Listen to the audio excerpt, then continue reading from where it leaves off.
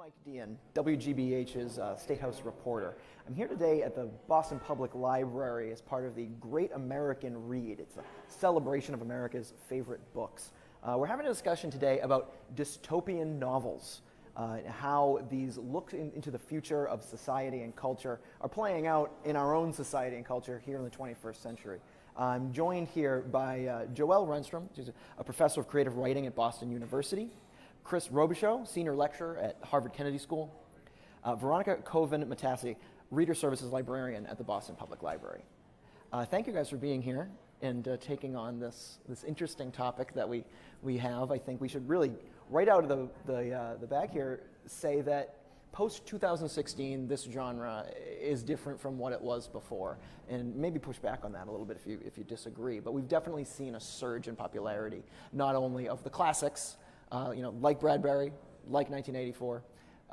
We have now seen new authors and new takes on different kinds of dystopian futures. It's no longer just 20th century Cold War type of authoritarianism. It's authoritarianism plus ecological disaster and gender dynamics and race is coming into it in a way that we haven't seen until this new generation. So I really just wanted to start off with you, Joelle, about how you think the actual, the writing process has been changing, or what authors are trying to say now in 2018 that they may not have been saying in this dystopian narrative form, what they may not have been saying around World War II when a lot of these books were originally written.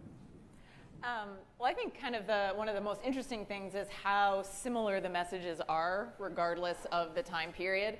I mean, we might not be as worried about, nuclear proliferation now as we were then, but still, I mean, it's not like that fear has been laid to bed. It's not like, international relations are amazing. So I do think that there are some really similar concerns, but, it's always about what is freaking us out in the moment, which is why The Handmaid's Tale has become so popular. I mean, it also helps when there's a TV show or a movie or something about the book, but or a version of the book. But so I do think that the presidential election, though, has kind of galvanized some writers to kind of take on these problems.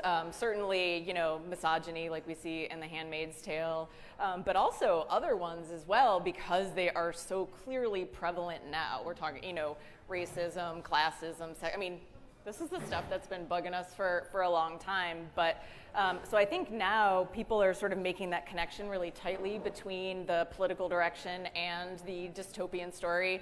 But also it's a way of kind of thinking about, okay, if this is where we are, maybe these books help us figure out where do we go from here? What are our solutions? Or if there aren't solutions, what are our coping mechanisms? How do we sort of become a resilient population against some of these oppressive forces? So I feel like that definitely has boosted the genre quite a bit.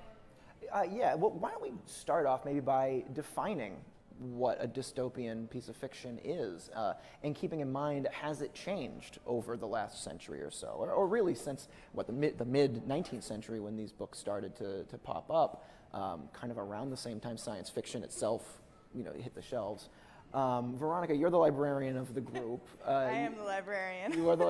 You've probably certainly dealt with this surge of new titles and old classics more than anybody else. What makes it dystopian in your mind? Well, I mean, it's obvious. It's just defined in opposition, right? So you have utopia, which is by definition like the place that doesn't exist, something that can't be possible, like the perfect world, and then a dystopia, like a bad place. What is a bad place? And how we define that obviously is very personal. Like what makes a place bad for you? I think definitely the popular titles that we're looking at tend to, like very totalitarianism, taking away personal choice, taking away freedom, sometimes taking away artistic expression, all these things. But it is, because it is such a personal definition, and certainly, the titles that we're seeing surging in popularity, obviously Handmaid's Tale in 1984, had huge surges in, like the whole list got really long right after the election. People started assigning them for summer reading to their students after the election. Those obviously have something still to say to us now. I don't, and Joelle, you'll would be able to answer this better than I do. I don't think that we're actually seeing the public, because the publication process is so long, I don't think we have yet seen what the new things will look like that are written in reaction to this, like they're still being written. Mm-hmm. So we have not really yet seen a actual reaction to a Trump presidency. I think, in short fiction you're seeing it. I think that, like, in terms of like how long it takes to get a novel published, what we are seeing right now is people latching on to older works that have suddenly become more resonant to them. Like those works were there before, like it's not like Handmaid's Tale suddenly appeared, but people suddenly were going back to it, rereading it in light of what is happening now. Chris, politically speaking, what makes something dystopian? Because a lot of times we think, oh, it's anti-authoritarian, it's from World War II, it's what if the Nazis had taken over, it's what if the Soviets had won, what if we had this social stalemate in the way 1984 is written, kind of a thing. That is authoritarianism on the right and the left, but are the politics changing now? Is it more right? Is there less criticism of the left version of authoritarianism since the Cold War's ended? So I think I'll answer that by adding sort of how I think about dystopias. Please do. This is just how I think about dystopias. Is I distinguish them a little bit from apocalyptic literature, and there's not a bright line in the sand or anything like that. But apocalyptic literature to me often is literature surrounding the complete erosion of government and institutions and the rest of it, and sort of looking at humanity bare. And like, what do we see? This is like Walking Dead sort of thing. The society has completely crumbled. What are we? What is our nature like? Our nature turns out to be horrible. So a state of anarchy. State of anarchy, Mad Max, these sorts of things. Dystopian literature, storytelling, film, and so forth, I see as examining the way that our institutions can go dramatically wrong. Right. So there is a society, but it's a society that's bent towards ill ends. And to that extent, I think that you can look at the dystopian literature and see it criticizing almost anything, in the best of, politically, in the best of ways. So you have, 1984, which is of course an indictment of totalitarianism.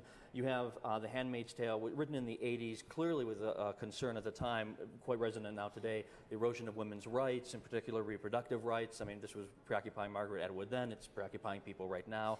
You have Idiocracy, and the concern, and it's a fun, vulgar movie, but all the same, it's a concern about the dumbing down of America, the reality TV showfication of everything.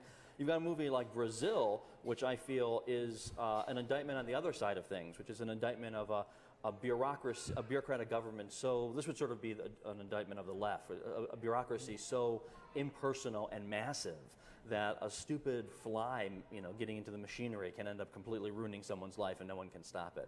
So I view dystopias as sort of holding up the institutions that, it's forcing us to look at the institutions that we're creating and working towards and asking, where are you doing right, where are you doing wrong? And don't assume that the good stuff is as solid as you may think. It's quite precarious. Things can go in a bad direction pretty quickly. Joelle, from your point of view as, a instructor of writing and someone who's in touch with what the artists, what the writers are trying to say and trying to put it to the page, what would you say that they're going for when they're writing these dystopian novels? I don't know that it's all one thing. I mean, to get us to think about the future, I guess, if you're going to be super broad about it. But I think some are predictive. Some actually think this is what's going to happen.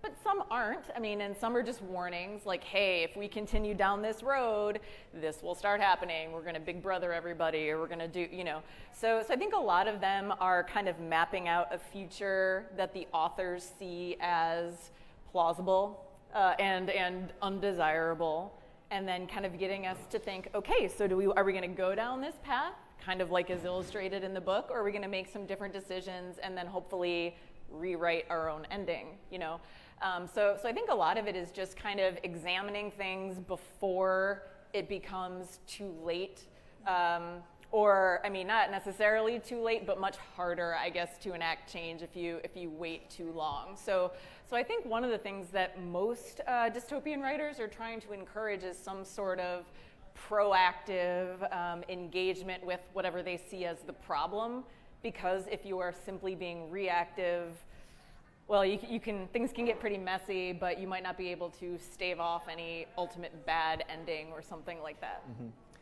Veronica, when it comes to this resurgence in the popularity of the genre, and what you're seeing on the library shelves and what we know from book sales, because I believe there were an additional 125,000 copies of 1984 after the 2016 election. I believe Handmaid's Tale went back into print. That probably had a lot more to do with the TV show than anything else, but still, they go hand in hand in the popularity of that TV show. Now in its, second or third season, it certainly has been successful with the messaging.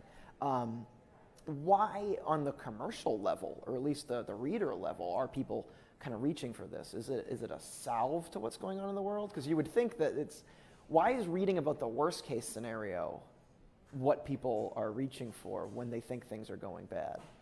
Well, I think it's always, on the one hand, it's always comforting to look at something and say it could be worse. And I think also, it's comforting to look at something and say, hey, people thought about this before also. This is not a new problem. People have considered these problems. When you read 1984 or The Handmaid's Tale, you're not just reading it in isolation, right? You're reading it, and a lot of other people have read it before you. A lot of other people will read it after you. You're joining a conversation. And whether that conversation is ultimately going to be productive, you can't predict. But you are, by reading it and becoming part of that conversation, you feel like I believe you feel like you're contributing to the discussion. You're becoming part of what you hope is a solution. But I do think also part of it is just, the reassurance of saying, well, we're not there yet. And every reader is different, of course, but certainly, both, trying to be prepared for something and trying to engage with what you see happening together with other people around you, I think. Mm-hmm. Chris, is it fair to link this to the Trump presidency? Not to put you on a hot spot or get too much into personal politics, but this is a big part of the conversation here. Is the rise in popularity is around this. Now there was a small spike around the surveillance state in the Obama era, in the post 9/11 Patriot Act kind of an idea similar to the themes we were talking about as far as surveillance and big government growth and the left monitoring and things like that. This is different because this harkens back to more authoritarian traits in the government. Will this, or has it played out, do you think? Is it just fear around 2016, 2017? And have there been steps in this direction that are fueling the fear? Or is it the same festering fear? No, I think it'd be hard to imagine how 2016 election didn't, play some role in reigniting people's interest in dystopian books and films and returning to some of the classics. So you mentioned, for instance, the sales of 1984. They skyrocketed right after the election. So correlation, not causation, but it would be odd if the election didn't have something to do with it. Kellyanne Conway's comment about alternative facts being exactly. People hear this spot on to what Orwell was talking about. Right. They hear this and then they remember their high school class in which they read this book that talked about down the memory hole, the memory tube, double speak, 2 + 2 = 5, and the post-truth age, which is something that I teach about. Has emerged. It's sort of coming down the way. I was telling some students this past semester, I remember when people were up in arms when Paul Ryan had, it seemed, exaggerated his running time on a marathon. And doesn't that seem so quaint now in the grand scheme of things? But I think certainly the election has animated people, perhaps to reach some level of comfort or just to return to some of these things to see what they can do. But the election is part of a broader story, not just in America, but globally. We're seeing threats to democracy and the sort of institutions that we took for granted. We're seeing a resurgence of the erosion of rights across race and gender that many people, naively perhaps, many people thought we had been making better progress on. And so looking to these books perhaps to give us some insight, I think, is reasonable. And sometimes it's just an accidental marvel at how some authors nailed it. So I feel I should mention Octavia Butler in her book, The Parable of the Talents, the sequel to The Parable of the Sower. But The Parable of the Talents specifically has the rise of an autocratic figure, Andrew Steele something, I think there's 3 names there. He's a kind of religious zealot, running on the slogan, "Let's make America great again." And that book turns very dark very quickly. People are re-enslaved. It parallels The Handmaid's Tale in terms of the horrible things that are done to women. But you also just like read it and are saying, is this book really about, someone on the slogan, "Make America Great Again," who ends up, thrusting the United States into dystopia? It is. So I think that there is an obvious connection between what's going on in current affairs. People are sort of concerned with where we're going, and a return to the literature and film to see if it can help us think our way through it. Mm-hmm. I should point out that we do still have free elections. We have one coming up tomorrow, or rather next week in Massachusetts with our primary. The midterms are right around the corner, and I think the fervor that the president is approaching these elections tells you that it's not quite an autocratic society just yet. But I want to definitely encourage anybody watching on Facebook or here in the cafe at the BPL, please submit questions. We have producers in the cafe area who will take down your question. And if you post onto Facebook in the chat area, we will get that as well. And we do have a question from the audience here at the cafe. I'm not sure who wants to field this, but are school shootings and kind of the violence in American culture responsible in part for some of the dystopian novels for young adults? YA is a burgeoning field, and we're seeing more and more activists, young people, protesting these violent actions, especially school shootings and gun culture. I don't know if anyone has seen that. My take on this is that no, not really, because obviously we've been suffering with like a horrible rash of school shootings for many years.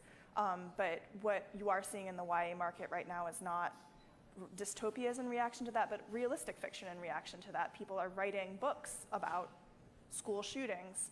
I think that the YA dystopias that we see, like adult dystopias, tend to be in reaction to more overarching things rather than just a simple thing like we need gun control laws. Like gun control laws are one part of a bigger anxiety, and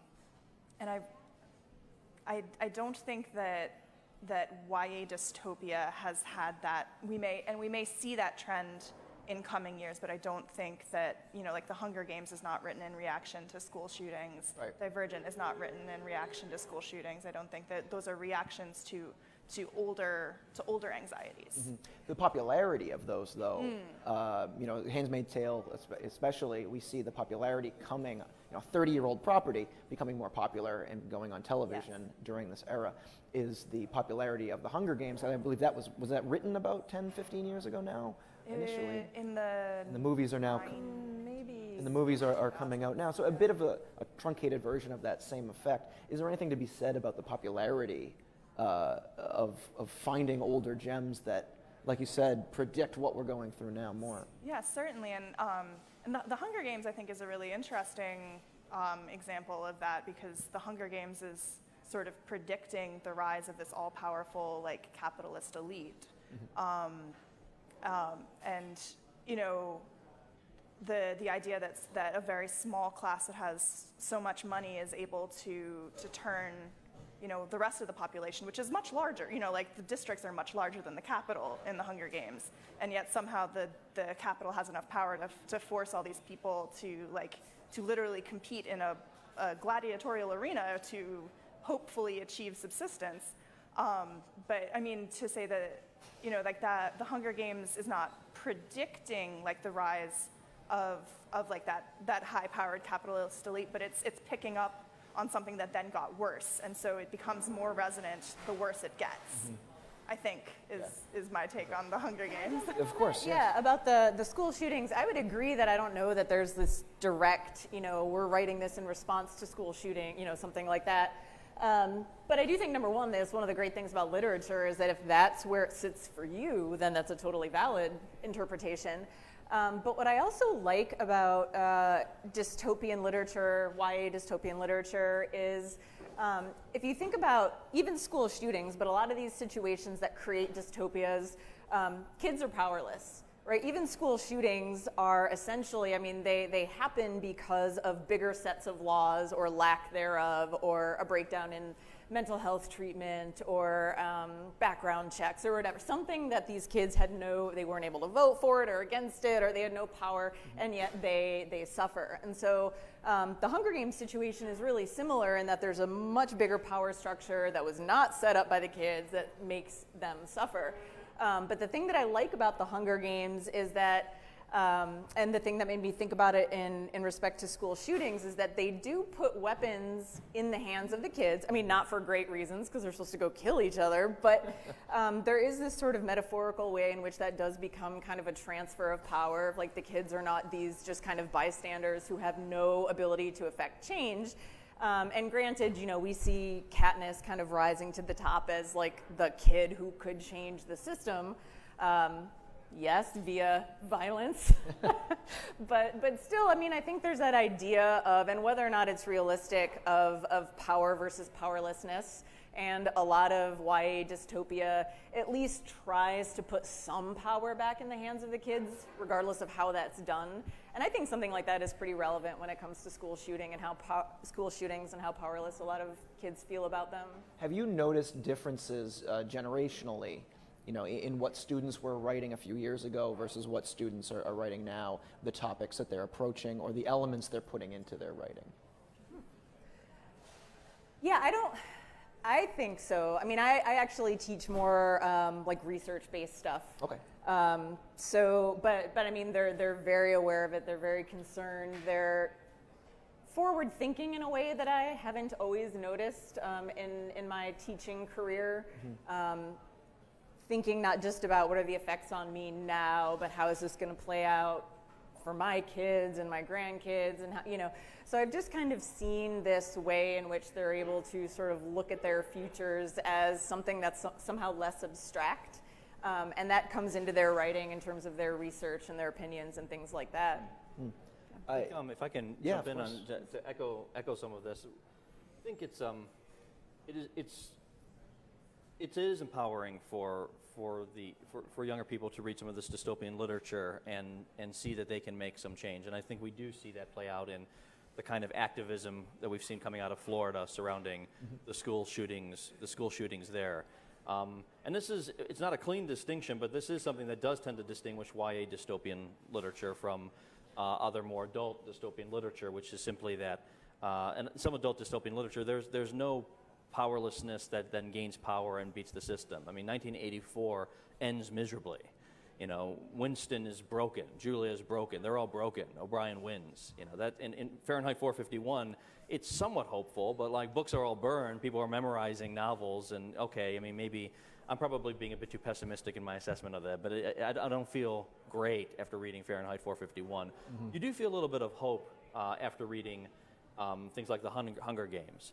And so to me, I think it's good that that kind of dystopian literature comes packaged with a story in which you actually can affect a change and make a difference. And I do think that we can see these things playing out on the ground.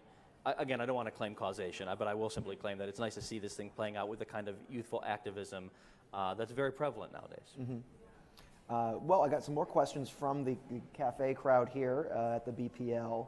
And why don't we kind of go down the line? This is a good one for that. We'll start with you, Joelle. What are your favorite dystopian novels? And actually, as a side question, which dystopian novels do you think may see a resurgence that haven't yet, if there are any you're aware of that general readers might not? I don't know if that's the same as your favorites. Oh man, this is such a hard question. But which ones will we see or might we see a resurgence of? That kind of made me think about one of my absolute favorite dystopian novels, which is Brave New World. And I think it takes a back seat somehow to 1984 a lot of times, but I don't think that it should. Yes, 1984, Big Brother, totalitarianism, okay. But in Brave New World, I agree with, there's a scholar named Neil Postman who wrote this book about amusing ourselves to death and how the dystopian world of Brave New World is actually more closely aligned to reality. In Brave New World, there's a caste system. People are made genetically, and they're happy with their jobs, whatever they are, and they all take this sort of government issue happy drug, basically. Because if people are happy, they don't ask questions, they don't resist, they don't fight. And Postman kind of postulates, look, this is what we're doing. We are essentially amusing ourselves to death, whether it's television, whether it's prescription medication, whether it's any other form of escapism. And there doesn't need to be an evil president or big brother or villain, because we are fully capable of doing that to ourselves. That's the scariest and part. Huxley would talk about it in terms of like you love your own slavery because you don't recognize it as such, right? And that's kind of part of what's so interesting about, amusing ourselves to death, this idea that we've kind of signed on for something oppressive, but we're the ones that turn on the TV every day, or we're the ones that are doing it to ourselves. And I think that is as big a danger, if not more, than your evil villain or your big brother or whatever. So I find myself thinking about Brave New World all the time, and it's probably made somewhat of a resurgence, but I'm guessing that one won't be going away anytime soon. That's very interesting. Chris, how about you? Any particular favorite? We know your favorite based on your T-shirt. Well, I'm a big fan of. I have the whole Your T-shirt Bradbury. collection. I have 1984 and all of them. I'm a big fan. Amongst that collection, what do you think might become more relevant or is underrated that could come back? So I do think Parable of the Towns is going to make a comeback. I think for lots of reasons we should continue to revisit Octavia Butler, and I believe Parable of the Towns is also having a graphic novel form coming out soon, which they did for her Kindred, which might do it. I love the idea of Brave New World coming back. I think if I can just turn it a little bit, which is not so much what old is going to be new, but there's a ton of new stuff coming out, and the point's well taken that this is stuff that was sort of written at this point either right during or a little bit before 2016. So we have to look forward to the wake of that. But I can't even keep up with all the dystopian literature, adult dystopian literature, from American War to this new one that just hit the shelves, Vox, to I'm already forgetting. There's like 16, I think, at this point on my list of stuff that I need to read. But myself, I can only read these in small doses, or else if it's all dystopia all the time, tends to lead to a pretty miserable existence. But there's I think going to be a rich and interesting adult literature that's already on its way of dystopias that are probably going to be worth looking at, and which one of those becomes a classic, I don't know. Right. We'll talk more about that, I think, towards the end when we look towards the future. But Veronica, what do you think it might come up? I don't know if you've seen any trends on what's getting checked out, what people are asking for, maybe. No, not. Or your personal faves. I mean, I will make a plug for my personal favorite hopeful YA dystopia, which is Shadows by Robin McKinley, which is another one of those ones that, it ends at the right place. You're like, oh, the young people have led the rebellion, and it's going to be fine, and you don't have to really think about whether that's going to work. It's a really beautiful book that just ends in the right place for you to feel hopeful. But in terms of what might come back, I'll make a plug for the Le Guin story, The Ones Who Walk Away from Omelas. Just thinking about that.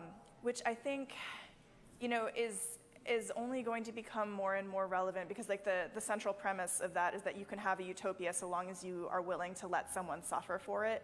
And I think that the question of who we would let suffer for our own utopia is one that's going to keep being, it's never going to stop being relevant, but as people are struggling and fighting over I don't want my rights to be eroded, or I want this thing back, I think it's really, people still need to consider, well, what about the person that you don't have to look at who is suffering? I think that story is just going to stay relevant. We have a question from Facebook. It's from Andrea. She asks how you guys feel about William Gibson. This is a name that we haven't actually brought up yet today. I don't know if anyone has a particularly strong look. I got a reaction on you, Joelle. Do you think Gibson plays a role now? I mean, so for people who aren't familiar with William Gibson, he's a sci-fi writer, one of just cyberpunk. I mean, he's all about. I think his most famous book was Neuromancer, and so he does a lot of stuff with neural connectivity, neural interfaces, drugs that you can take that change your brain or who you are. I mean, so it's a lot more sort of futuristic and biotech slanted, I guess. But because I read a lot of sci-fi and I teach a lot of sci-fi, I do think about this sort of thing a lot. And we are getting to a place where it's fairly rudimentary at this point, but we can start messing with people's memories. We do have some neural implants that do various things. I mean, we're starting to kind of go into the brain and see what we can mess with, what we can hook it up to, how we can make, I guess, prompt what we consider to be, or what scientists consider to be evolution in humanity, that sort of a thing. So I think William Gibson's stuff is so mind-blowing and amazing, and I think it's so fun to read, but there is part of me that does kind of worry about the technological dystopia in terms of, I think Huxley said it best. He said something like, we don't want to get caught off guard by advancing technology, and I think we clearly are, we clearly have been, and we clearly will be, because the general masses don't understand a lot about it, don't have much power, and so if people are developing certain biotech type stuff a la William Gibson, whether it's for good or evil, whatever, I mean, what are we actually going to be able to do about that at a certain point? So there is a part of me that sort of wonders and worries about that sort of thing, although I do think that what Gibson is talking about specifically is farther off than a number of other technological dystopias that are probably easier to imagine, but that's a good question. Yeah. Are there other elements of technology or Gibson's work? You know, that covers everything from biohacking to AI to military advancements. Anything else we should be terrified of, you guys? I'll just say that one of my favorite Gibsonian, I say Gibsonian because it's not Gibson, but the Matrix, the first Matrix, right? And I've often made the argument that the Matrix I've always wanted was the one that's the whole first movie and then like 2/3 of the second movie and then it ends. Because that's like classic dystopian ending. So you have this first movie which is dystopian in the sense of, humans screwed it all up. We're batteries for the machines. Here comes Neo. Neo emerges. Neo becomes a superhero. But then, 2/3 of the way through that sequel, Neo goes into that room where there's sort of central intelligence, and it's like, yeah, of course we've been expecting you this whole time. Like, you're part of the system just like everything else. We were programmed for you. We needed to have you. There's nothing interesting about you whatsoever. You're part of the whole story. I think if you just rolled credits at that point, you would have the absolutely perfect dystopian story. Oh, yeah. Here you thought that you had the emergence of a new superhero. And unfortunately, they kept telling the story, and I'm not a fan. Well, they keep making sequels. Not a fan of what happened after that. But I'll share that as a dystopian version of the Matrix that's worth thinking about. Oh, that makes sense. I want to shift gears a little bit and talk about some of the themes that we're dealing with. I think Atwood definitely shows us that a female author's voice and female characters and protagonists play a role now in both the literature and in society that they didn't really in the classic era, where mostly white male authors for some of the classics we're talking about. In the latter 20th century, people like Atwood, really pioneers in their field. Maybe we can talk about gender, but also race as far as where we're going. I'm curious what you guys think about how someone like Atwood coming out with *Handmaid's Tale*, which is a lot of the classic elements of dystopia, but from a perspective that a lot of, at least male readers, probably didn't think about until it came out, which is, I guess, the success of the show. Are we going to see something similar with race? Are we going to see works like that? I know, if we're looking at pop culture, even HBO is doing this neo-Confederate thing with the Game of Thrones guys, and I have no idea how that's going to turn out. But if we take into account how race and gender are far more prevalent topics in 2016, and as we're talking about what's coming next, I guess we'll start with you, Veronica. What do you think the future could hold? I mean, I think that Octavia Butler already wrote books, Yeah, that's very good, yeah. I don't mean to generalize too much as far as what's come. I think certainly the publishing industry is, slightly more willing to listen to alternate voices now, and so those voices are getting published. Not that those voices didn't exist before, but maybe they weren't as accessible in a mainstream way. And I do think that Chris is right that Octavia Butler is going to come back in a big way. Where's her HBO show, you know? In terms of like what we're going to see, you know, just more voices, I think, is, you know, what hopefully we're going to see in publishing in general. And, you know, right now, you know, I think the industry is seeing that it will sell, which is what the industry cares about. Right. Well, that means there are readers there, and there's an Yeah, audience. Are the minds of the reading public becoming a little more embracing of different voices? I think that the reading public has always been there.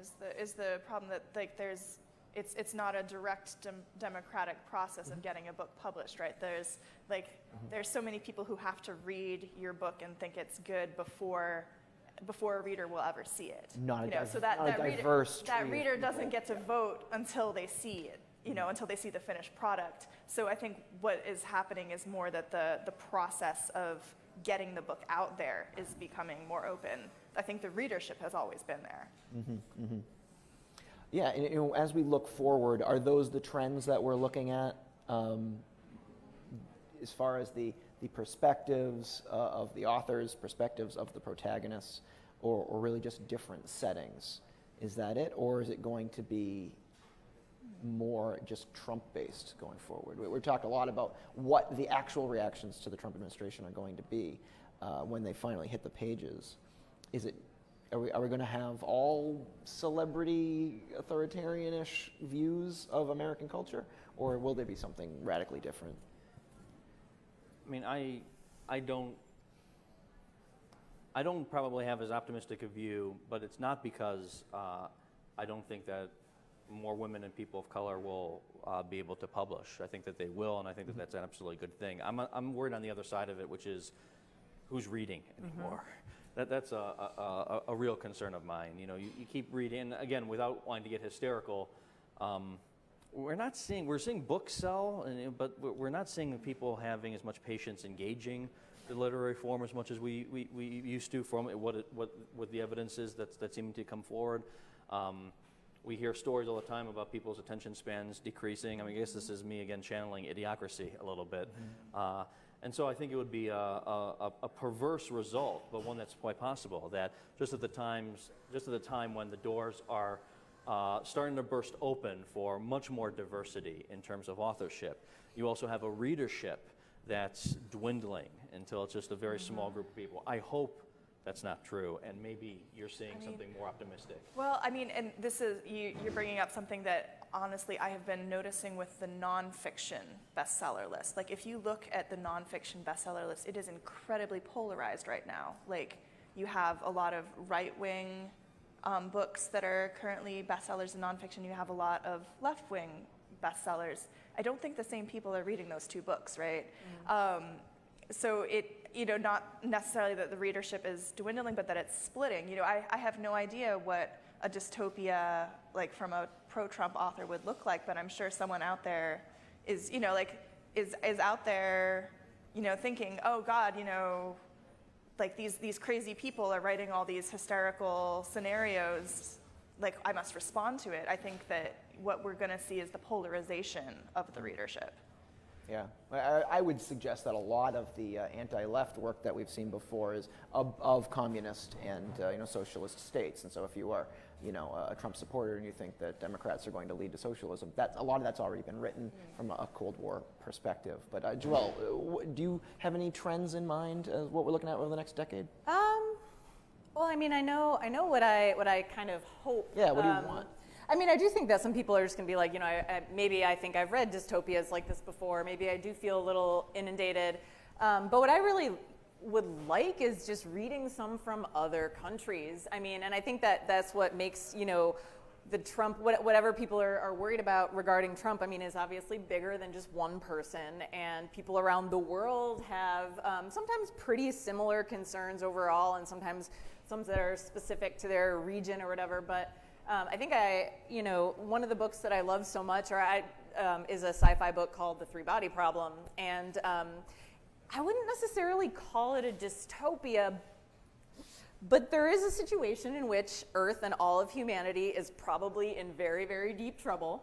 right? So it's more of a future thing. They know it's coming. And you can argue that mindset-wise, that's totally a dystopia. Like if you know that something awful is going to come and you don't have any way of dealing with it, right? And I think that the way that at least this particular writer who's Chinese kind of looks at this topic, I mean, it is so epic in terms of generations and the universe. And it's not about, you know, one person or one government or the Chinese, you know, trying to solve this problem. It is looking at humanity in a sort of bigger way. And I like that sort of zoomed out perspective. It's one of the things I love about sci-fi because it's kind of cliched to say, but true that races and gender and all that stuff become pretty meaningless if you're talking about the human race versus an alien superpower or something like that, you know? And so sometimes when these, the dystopias kind of zoom out like that, I do find some comfort. Like all of humanity might be in trouble, but that's somehow made us come together and find commonalities these days. We don't like to think about that stuff, or we don't think about that stuff. So I guess I'm pulling for bigger dystopias, not Trump related. Give me something, give me something bigger. Yeah, all right, well, that's a good way to leave it, I think. Hope for the genre, if not the most hopeful endings to these particular works. As far as going forward and what we might see reflected in the next few years. And I think we'll all be interested to see what gets published in 2019, 2020, 2021. And if they are successful, we might not, you know, we may have the next great dystopian novel on the New York Times bestseller list and on, you know, beach sales next summer. Who knows as we go on. But I want to thank everyone watching on Facebook who joined in, and everyone here at the cafe at the Boston Public Library. Again, I'm Mike Dean. I'm the State House reporter for WGBH. This is a part of the Great American Read. It's a celebration of America's favorite books. I want everyone to go on to either the WGBH.org website or to PBS.org. And that is where you can vote on your favorite book in the Great American Read. And they will have that definitive list for you shortly. Again, I want to thank everyone who joined us here at the BPL and everyone on Facebook. Have a great day. Thank you, guys. Thank you. Not so bad, right?